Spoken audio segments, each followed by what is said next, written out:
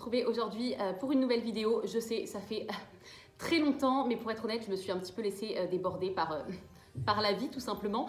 Et je comptais en réalité sortir ce mois-ci mon premier vlog. Il est mal sorti celui-ci, mais bon, c'est pas grave, mon premier vlog.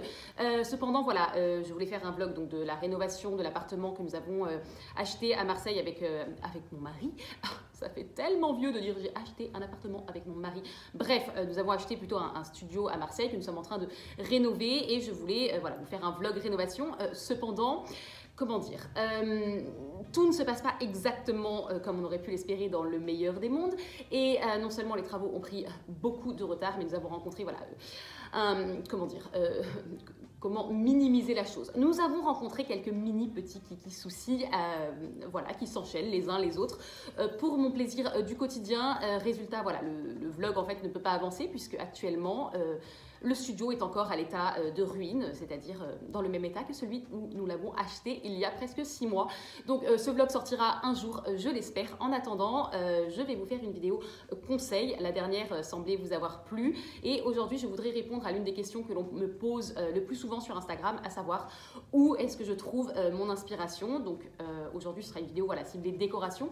Mais sachez que tous les conseils que je vais vous donner, plaisir d'offrir, peuvent aussi s'appliquer en mode et dans toutes les situations de la vie. Voici donc pour vous mes 9 conseils pour trouver de l'inspiration. Le premier conseil que je peux vous donner, c'est d'acheter des magazines. Alors, je sais que ce conseil peut paraître un petit peu vieux jeu et que vous pouvez vous demander pourquoi acheter des magazines quand on peut tout avoir gratuitement sur Internet. Cependant, et je ne vous apprends rien, sur la toile, il existe cette chose que vous connaissez certainement qui s'appelle l'algorithme. L'algorithme, c'est quelque chose qui fait en sorte de vous exposer à des contenus qui ressemblent à ce que vous avez l'habitude d'aimer. L'avantage des magazines, c'est qu'il n'y a pas d'algorithme. Donc, quand vous achetez un magazine, vous allez être exposé en fait à ce que les éditeurs, les journalistes ont décidé de vous proposer sans prendre en considération vos goûts. Donc, ça va beaucoup plus vous ouvrir l'esprit, beaucoup plus vous proposer des choses auxquelles vous n'êtes pas forcément habitué, des choses qui peut-être d'ailleurs ne vont pas vous plaire, mais en termes d'inspiration, voilà, vous aurez plus de possibilités d'élargir votre champ. Le conseil suivant que je veux vous donner, c'est d'utiliser Pinterest. Alors, tout à l'heure, je vous expliquais que sur Internet, il y avait un algorithme et Pinterest, devinez où ça se trouve, sur Internet. Il y a donc évidemment un algorithme sur Pinterest qui va vous exposer à des contenus qui ressemblent du coup à ce que vous aimez habituellement et parfois à des contenus qui ont été likés par le plus grand nombre. Et Pinterest part du principe que si beaucoup de personnes ont aimé cette image, alors vous aussi, possiblement, mouton que vous êtes, vous allez l'aimer. Alors, si vous ne voulez pas être exposé au même contenu que la masse, je vous conseille d'utiliser la recherche par mots-clés. La recherche par mots-clés, il ne faut pas nécessairement taper par exemple salon coloré, puisque à ce moment-là, vous allez avoir énormément d'images de salons colorés certes, mais qui vont être les images qui ont été le plus aimées par le reste de la population. Si vous voulez avoir quelque chose d'un petit peu différent, moi je vous conseille de taper des mots-clés par designer plutôt. Moi j'aime beaucoup, voilà, j'aime beaucoup les motifs, j'aime beaucoup les papiers peints, j'aime beaucoup les intérieurs un petit peu anglais, un petit peu chatoyants, etc. Donc j'ai calé le mot chatoyant. J'adore mettre des mots compliqués dans mes vidéos, ça me fait sentir un petit peu intellectuelle. Bref, moi ce que j'aime taper, voilà, ça va être Matthew Williamson. Je vais aussi taper les marques de papier peint que j'adore. Donc là en ce moment j'ai une passion pour House of Acne et du coup je vais être exposée à des contenus voilà, qui ne sont pas forcément les premiers que j'aurais vus si j'avais tapé papier peint ou intérieur coloré. Et ça permet ensuite du coup à mon Pinterest de se dire ok, ce qu'elle aime, c'est pas forcément les salons colorés comme aime le reste du monde, mais plutôt les salons colorés très chargés, ce qui me permet d'avoir un Pinterest un peu plus inspirant. Et à partir de ça, évidemment, je crée des tableaux, mais ça, je ne vais pas vous faire un schéma de comment fonctionne Pinterest. Je pense que voilà, nous connaissons tous plus ou moins, et si vous ne connaissez pas, je vous laisse aller consulter Internet. Le troisième conseil que je peux vous donner, c'est évidemment d'utiliser Instagram. Évidemment que j'allais parler d'Instagram dans cette vidéo. Bon, la première chose à faire sur Instagram pour être inspiré, évidemment, c'est de suivre mon compte. Voilà, donc on met pause tout de suite. On va suivre Mathilde MGL sur les réseaux. On revient et on continue la vidéo. Sur Instagram, donc, il y a des tas et des tas de contenus, tous aussi différents les uns que les autres. Mais encore une fois, il y a un algorithme qui spontanément va vous proposer les contenus qui ont été le plus likés récemment ou des contenus qui ressemblent à ceux que vous avez likés récemment. Donc parfois, vous pouvez avoir suivi un compte que vous adorez. le mien et ne plus voir ces publications car vous avez oublié de liker des posts récemment. Donc vraiment, moi, ce que je vous conseille, c'est d'utiliser toujours la barre de recherche, d'aller rechercher les comptes qui vous plaisent, d'aller rechercher par exemple des comptes de créateurs, de designers, d'aller liker leurs photos pour que votre Explorer sur Instagram, alors je vais vous mettre une capture d'écran pour que tout le monde puisse suivre ce que je raconte, ressemble à vos goûts parce que spontanément, votre Explorer, il peut ressembler à une mosaïque de vidéos de filles en train de se changer en claquant des doigts.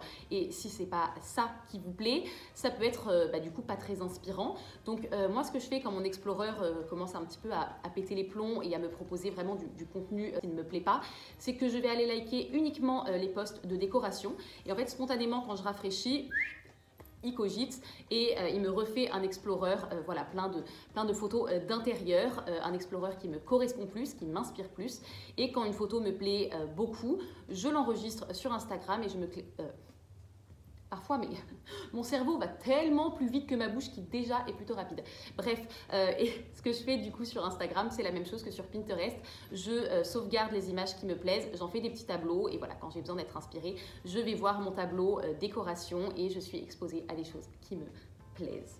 Le quatrième conseil que je peux vous donner, c'est de vous inspirer de la décoration des hôtels, que ce soit des hôtels que vous voyez sur Internet, dans des émissions de télévision ou les hôtels dans lesquels vous séjournez. Les hôtels, ce n'est pas des endroits qui ont été conçus pour qu'on vive au quotidien, mais c'est des endroits qui ont été conçus pour voilà, qu'on s'évade le temps d'une nuit ou deux. Donc la décoration, forcément, elle n'est pas pensée pareil que celle d'un logement du quotidien. Et c'est là qu'on va pouvoir trouver pas mal d'idées. Par exemple, moi, c'est en allant à l'hôtel Monte Cristo à Paris ou au Clos de Gordes dans le sud que j'ai eu l'idée de vraiment cette ambiance un peu grosse tapisserie, fauteuil crapaud, très cosy. C'est quelque chose que j'aimais déjà au départ, mais j'avais peur que ça fasse un petit peu vieillot dans l'appartement que nous sommes en train de rénover. Et en fait, voilà, en voyant ça dans deux hôtels différents, exploités de deux façons différentes, je me suis dit que vraiment, oui, l'idée était bonne et du coup, voilà, on l'a totalement pompé pour le Airbnb qu'on va ouvrir. On peut également s'inspirer des salles de bain dans les hôtels. Par exemple, les hôtels parisiens, souvent, ce sont des petites salles de bain. Enfin, si vous n'avez pas pris la suite grand luxe à 1000 € la nuit, voilà, ce sont des petites salles de bain. Donc, l'agencement peut être intéressant aussi Parfois, je commence des phrases et je vois bien que la tournure de la phrase, elle part mal. Vous savez, je vois bien que je ne sais pas où est-ce que je vais pouvoir coller le verbe. Je reprends donc du début. Voilà, ce sont des petites salles de bain, donc ça peut être intéressant de regarder comment est-ce qu'on... Ce sont des petites salles de bain, donc ça peut être intéressant de voir comment est-ce qu'elles sont agencées, comment est-ce qu'ils ont réussi dans un petit espace à caser par exemple une baignoire et deux robinets, puisque très souvent dans les hôtels il y a une double vasque. La passion de Stéphane Plaza, à chaque fois que j'entends double vasque, je pense à lui. Bref, voilà, la décoration des hôtels, ça peut être inspirant et quand vraiment une décoration d'un hôtel vous plaît, vous pouvez chercher sur votre petit ordinateur le nom du designer qui a redécoré l'hôtel. Allez voir ses réseaux, allez le chercher sur Pinterest, sur Instagram et là encore, ça vous ouvre de nouveaux horizons. Le sixième conseil que je peux vous donner, c'est de vous inspirer des intérieurs de vos amis. Alors, ce conseil nécessite de mettre en place plusieurs conditions, à savoir avoir des amis qui ont un logement meublé et décoré avec vous. Mais si vous avez la chance d'avoir dans votre entourage une personne qui coche tous ces critères, n'hésitez pas voilà, à regarder comment est-ce qu'elle a agencé l'espace, quels sont les jeux de matière qu'elle a pu faire chez elle, quelles sont les marques qu'on peut retrouver dans son appartement. Par exemple, nous, on a des amis qui ont beaucoup de goût, qui ont fait quelque chose de très beau et ils ont un magnifique canapé avec au-dessus un très très beau cadre, une vieille peinture. Typiquement le genre de choses que j'aurais jamais pensé faire chez moi parce que moi les vieilles peintures, c'est pas du tout le genre de choses vers lequel je vais naturellement. Et en fait, le fait de l'avoir vu chez eux, que ce soit aussi beau, ça m'inspire. Ça ne veut pas dire que je vais chez moi refaire exactement la même chose, acheter le même canapé de la même marque et acheter la même peinture. Mais ça veut dire que ça m'ouvre l'esprit au fait qu'une vieille peinture dans un vieux cadre peut en fait être très jolie dans un intérieur dont le style va être un petit peu décalé. Donc voilà, c'est le genre d'idée qui m'ouvre l'esprit. Ce sont des personnalités différentes de la mienne qui ont décoré leur maison différemment de la mienne. Évidemment, pour que ce conseil fonctionne, je voudrais ajouter voilà, un petit bonus. On évite de pomper toutes les idées de nos amis si on veut qu'ils restent nos amis. S'inspirer n'est pas copier. Le septième conseil que je voudrais aborder avec vous dans cette vidéo, c'est d'aller dans les magasins de décoration. Dans les magasins de décoration, vous allez être exposé voilà, sans algorithme à différentes tendances, etc. qui vont être mises en scène dans les magasins dans ce qu'on appelle un merch. petit mot des gens de la com, en réalité un merchandising, c'est-à-dire juste voilà, une mise en scène qui vous donne envie d'acheter. Alors, attention au merchandising parce que voilà, le but c'est de mettre en scène les meubles, la décoration de la façon la plus agréable possible et surtout de la façon la plus commerçante possible. On peut y puiser quelques idées de décoration quand vraiment on sèche niveau inspiration, que ce soit voilà, toujours un agencement, des jeux de couleurs, des jeux de matière, une tendance qu'on ne connaissait pas. Le fait d'aller dans les magasins permet de voir les tendances décoration du moment autour. Ah bah c'est un blanc. Les tendances décoration dont on aurait pu passer à côté. Ça fonctionne. Allons-y comme ça, continuons. Déblatérons, ne nous arrêtons pas sur cet échec. Voilà, ça vous permet de découvrir les nouvelles tendances, de voir des meubles auxquels vous n'auriez pas pensé, de voir des marques auxquelles vous n'auriez pas pensé non plus, hein, dans les concept stores multimarques. À Paris, mon préféré, ça va être Flux. À Marseille, il y en a un très sympa aussi dans une rue dont j'ai oublié le nom et j'ai également oublié le nom du magasin. Merci pour cette information, mais je le mettrai ici. Donc voilà, n'hésitez pas à entrer dans les magasins de décoration pour trouver, encore une fois, de l'inspiration. 8e conseil, on approche de la fin, accrochez-vous, c'est bientôt fini, c'est de vous inspirer des tendances de la mode. La mode et la décoration, elles vivent toutes les deux un petit peu leur vie indépendamment. Voilà, il y a des tendances mode qui n'entreront jamais dans la décoration, mais il y a des tendances qui vont se répondre. Alors, par exemple, là, vous voyez, je porte un magnifique top en crochet. Spontanément, vous n'avez peut-être pas envie de mettre un couvre-lit en crochet sur votre lit. Et je vous comprends. Cependant, cela peut être... cela... Je ne sais pas comment je l'ai prononcé. Parfois, je parle vraiment comme une grosse bourge. Je pense que je suis un peu trop inspirée de Dame Béatrice dans Les Visiteurs. Voilà, c'est idole de ma vie et je parle exactement comme elle. Ça craint du boudin, expression de vieux. On continue. Je disais donc voilà, moi personnellement, je n'ai pas envie de mettre un couvre-lit en crochet sur mon lit, mais vous, peut-être que vous en avez envie et cela peut être une source d'inspiration de la même façon qu'on va trouver parfois dans la mode du patchwork qui peut être une inspiration. Voilà, c'est ce qu'on a beaucoup vu chez Chloé récemment et si vous aimez le patchwork, go regarder les vidéos de ma besta Raphaël Leboeuf qui a fait une super vidéo sur le patchwork et qui fait plein de vidéos de couture. Ça peut être voilà, s'inspirer d'un imprimé qui va être tendance, le léopard pour ma part.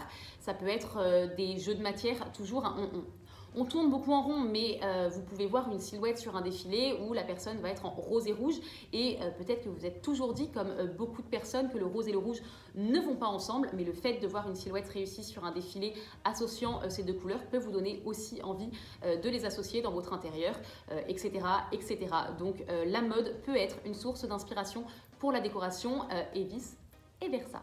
Alors, je crois que je me suis complètement perdue dans les numéros. Il me semble que le conseil numéro 5 est passé à la trappe, que j'avais annoncé 9 conseils, que j'en suis déjà au 9e et qu'il m'en reste encore un juste après. Donc, on va oublier les numéros et aborder tout de suite un conseil qui me paraît primordial, qui peut paraître très simple, mais qui est en réalité un petit peu compliqué. Donc, j'arrête de teaser le truc et je vous le dis.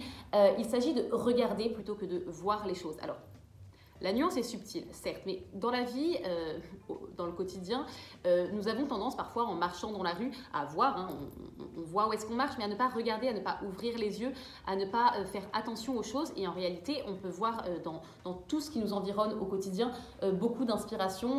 Donc là, je vais vous raconter une petite anecdote parce que ça faisait longtemps. J'aime pas ce mot. Anecdote que je vous avais déjà racontée sur Instagram. Mais l'autre jour, j'étais à la messe chez mes parents et il s'avère que le prêtre a fait une homélie, comme qui dirait, un peu longue. Et j'avoue que ma concentration est complètement passée ailleurs. Et du coup, j'ai commencé à regarder les vitraux de l'église où nous étions. Et en face de l'autel, il y avait un très très beau vitrail de la Sainte Vierge avec voilà, une belle robe drapée. Et c'était une robe bleu clair et rouge. Et en fait, voilà, j'ai trouvé que cette association de couleurs était très belle. Et en fait, spontanément, c'est pas forcément une association de couleurs à laquelle j'aurais pensé pour mon intérieur. Et vraiment, je suis sortie de la messe avec cette illumination décoration qui était de vouloir associer le bleu ciel au rouge dans mon intérieur.